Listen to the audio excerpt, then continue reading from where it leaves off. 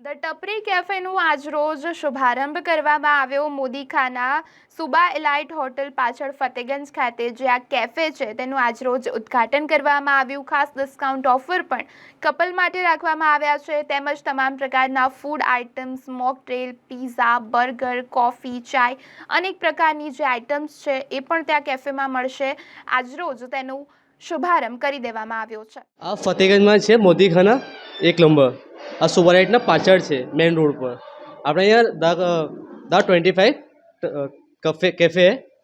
यहाँ पे आपको मॉकटेल बार, बर्थडे पार्टीज़ के लिए पिज़्ज़ा, बर्गर, सैंडविच सारे अवेलेबल है और बर्थडे पार्टीज़ के ऑर्डर लेने में भी आते हैं.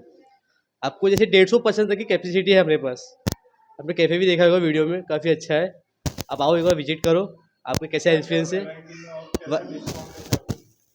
अगर आप फर्स्ट टाइम आते हो, कपल हो, तो आपके लिए अच्छा खासा डिस्काउंट है. 50% डिस्काउंट हो जाएगा. आप खाली इनके थ्रू आना, आप बताना खाली. और काफ़ी सारे फैसिलिटी आप खाली आके देखो एक बार, हमको बताओ, आपके सजेशन दो जो अच्छा लगता है. मेरा नाम सौरभ तोमर.